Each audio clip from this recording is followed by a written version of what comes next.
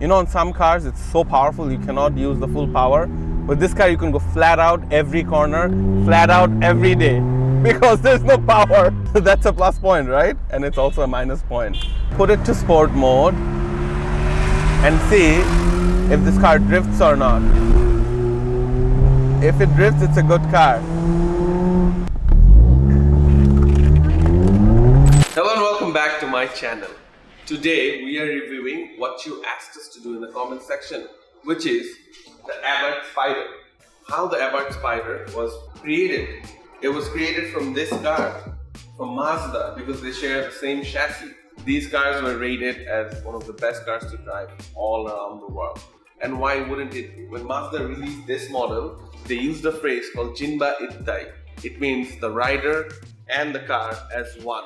Like the rider and the horse as one. That's what it means. But this is the rider and the car as one.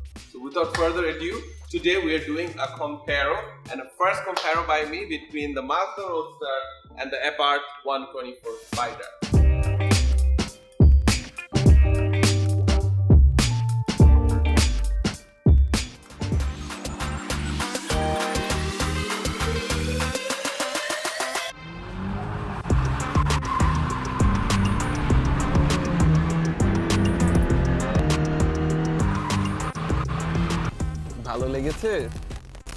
In my country where I'm located, it's called Bangladesh, and the cars are very expensive here. So a 2015 used Mazda Roadster would cost us close to about $40,000 I kid you not. But we're happy. Anyways, this car from the get-go looks very attractive. In my country there's a fish called walnut. So it looks like that in the front, and it follows the Mazda's amalgamation design, where the front bumper and everything looks similar to the other cars.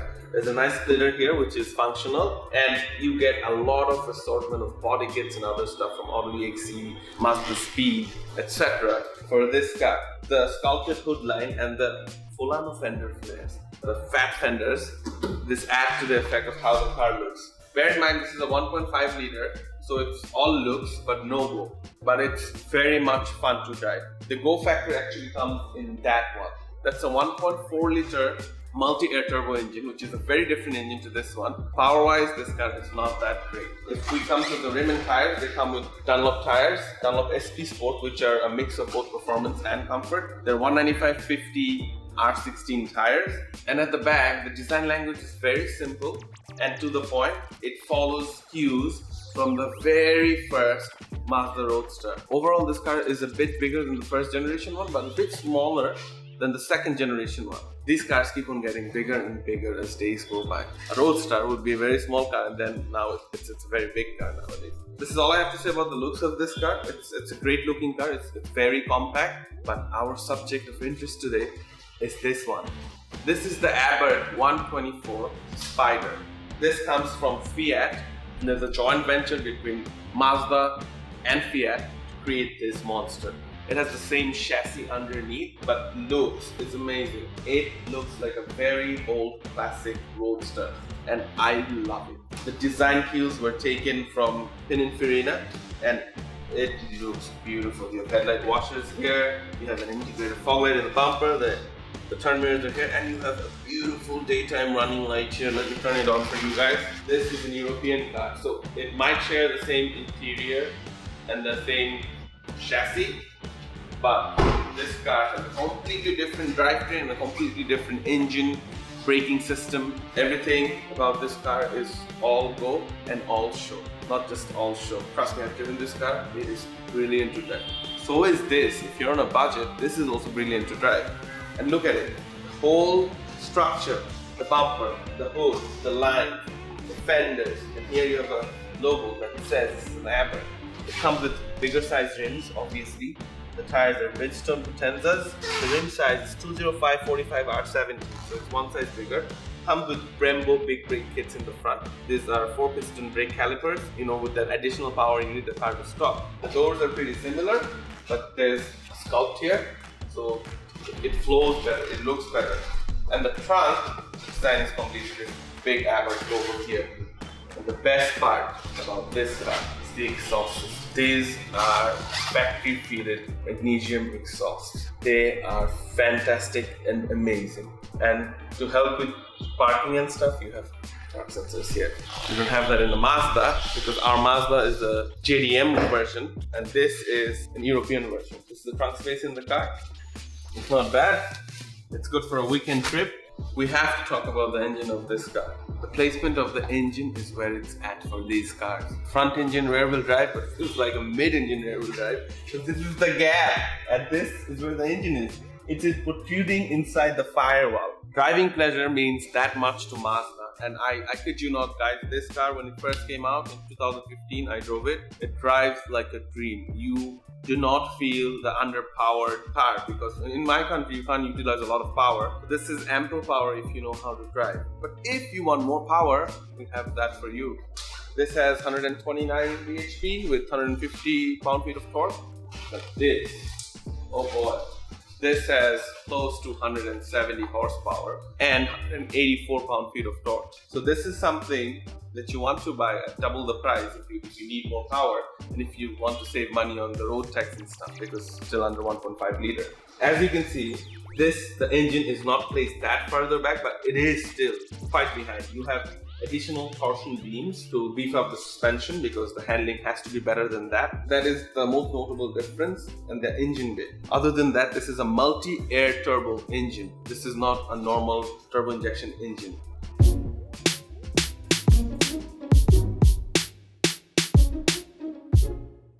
Very basic, very nice interior. Everything's to the point.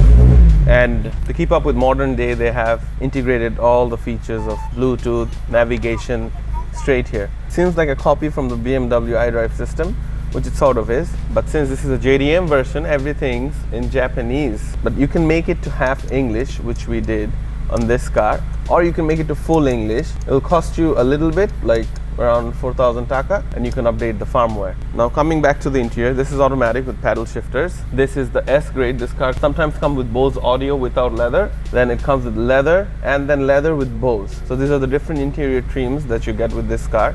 Overall, the interior feels very spacious. I am a big person for this car. Even I am seated very comfortably. Even with the roof up, I have enough space. And the best part about these cars is the roof function. It's so easy to attach and detach. I will show you, like this, and then like this. This is, I think, the fastest roof in the history of convertibles. Then you have automatic climate control aircon. You have AC vents here and there. There's a nice red stitching all over the dash, so it feels sporty because red stitching gives you more horsepower. I'm kidding, it doesn't. Then you have your cargo space here to keep some booklets and stuff here. You can put two cup holders here, which this car came with. I think the owner, he took it out, and then you can do that. There's an option to put DVD videos in here so that you can watch DVD videos. There's no glove box here, by the way. If you're looking for it here, it's not there. Very simple car, very useful. You have power outlets here with two USB ports. You can also listen to your music from here. And overall, everything works. The interior is nice. It's to the point. That's it. Let's check out the other one.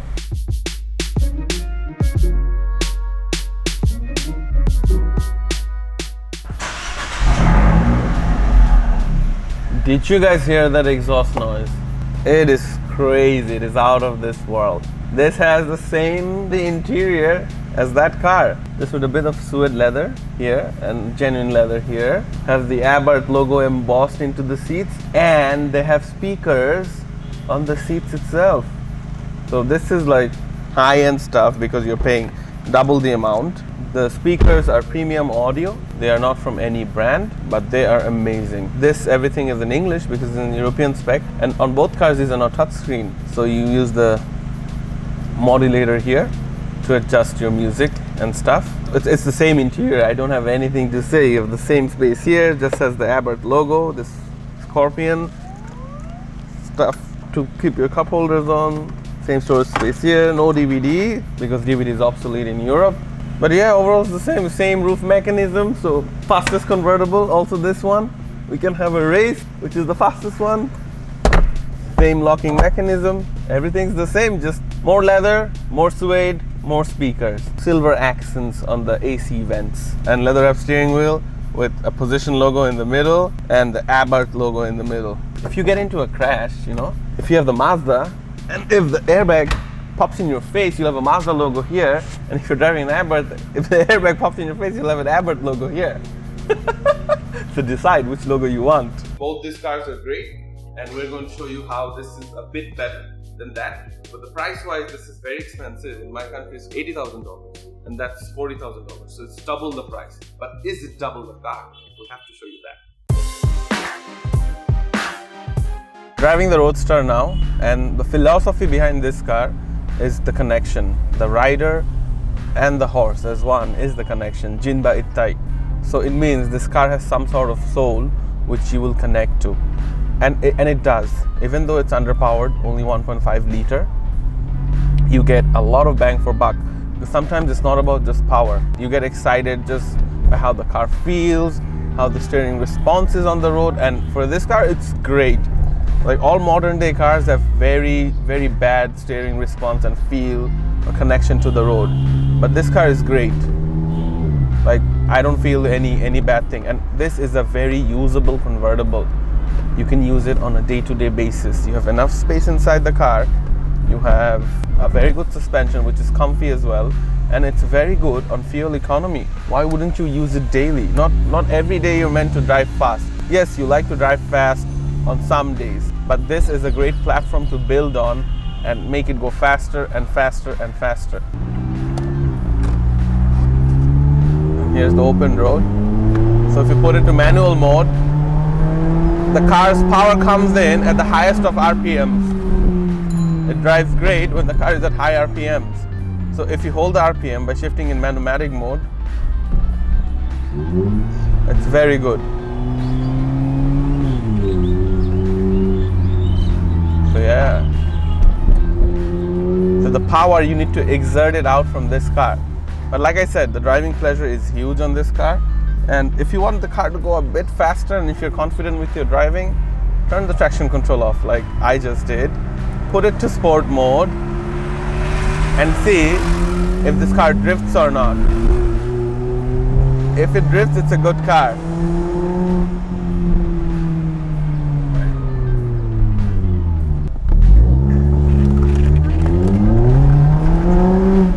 It doesn't drift. It's very hard to drift this car. But I will give it one more shot.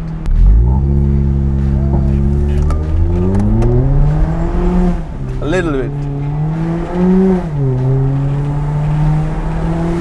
So it's very hard. This car is very grippy and it's very underpowered. You can't drift it. We tried twice.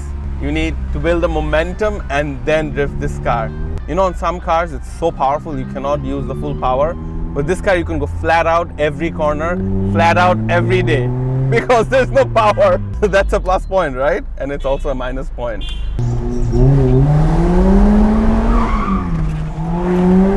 That's the max it will do. That's the max drift this car will do. We need to build up a momentum, put the tail out, transfer the weight balance, then it will drift a little bit for you. So just enjoy the car, enjoy how it drives, go flat out everywhere, and still you won't have much speed, but you'll feel like, I went flat out everywhere. So it's redundant to do a 0 to 100 timing on this car. Just look at the specs that we just posted for you. It's all about feel in this car. You learn how to drive fast in this car. You enjoy the car. Not everything is about driving fast, you know. Not every action movie you like. Not everything's a blockbuster. Sometimes you like good movies, you know. Sit back, relax, and enjoy. So this is a good movie. And after this, we will do the blockbuster action movie. That's the bloody Matrix. This is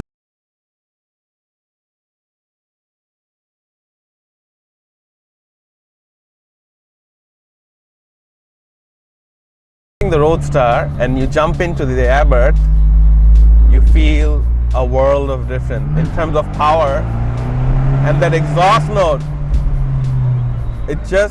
It's something else. It's out of this world. This is what makes the car so special.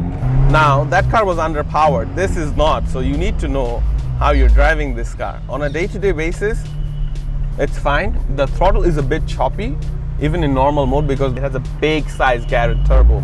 So when the turbo kicks in, there's just too much power all of a sudden. And then there's turbo lag as well on this car. But it's a great car to drive. This is not even sport mode. Look at the smile on my face. It is that good. I kid you not. We'll turn the traction control off and then we'll put this car in sport mode. So once you put it to sport mode, it shows there. Come ready? Yeah. We're gonna do a slight drift.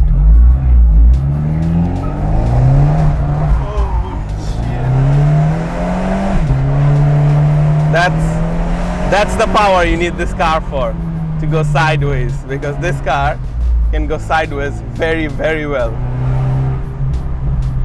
This is a proper driver's car, I kid you not. And I did that in automatic, just a blip of throttle and the car just swiveled. So you see, you need these cars in your life. You need these cars to feel good. You need these cars to enjoy your weekends. And when your mood is dull, just put on a pair of sunglasses and just drive. You'll feel better. Look at that exhaust note, man. I'm in love with the exhaust note of this car. Oof, I would just buy this car for the exhaust note itself. Lucky owner who bought this car.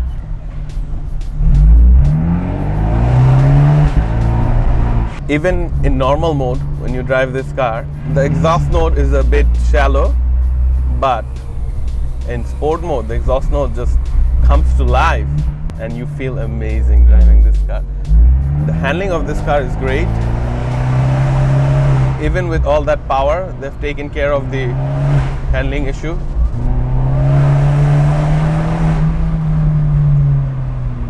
To drift more, you can.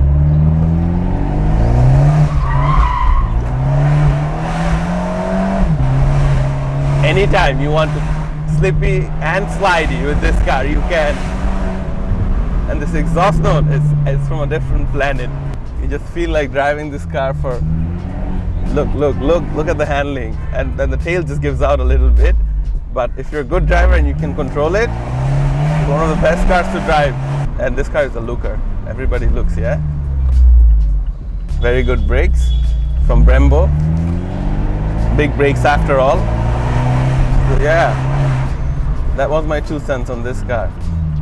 A proper, badass 1.4 liter convertible with exhaust burble. Traditionally we do a 0 to 100 and we're not gonna, skip that. So launch the car.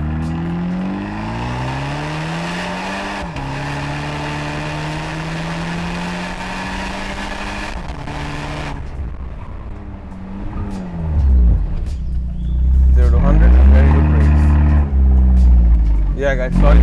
In my country it's only busy intersections. This is the freest non-busy intersection to do a 0 to 100 safely. I love this car. Without the price tag, I would definitely buy this. It has the power, the luxury and the amenities. Even the Mazda has all of that, but less. So if you're on a budget, you can buy that. And if you have the budget, you can buy this one. For me, definitely I would go with this one. This has that Italian soul to that car. It's fiery, it makes you feel wild, because to tame this car, you need to know how to take care of the throttle and when the turbo spools and when the turbo's letting go. This is a great car. This car makes me feel alive, so I would definitely go for this one. If you like my video, subscribe to my channel as usual, give a like, and if you don't like the video, click the dislike button twice, okay? Take care guys, drive safe on the roads. Bye-bye.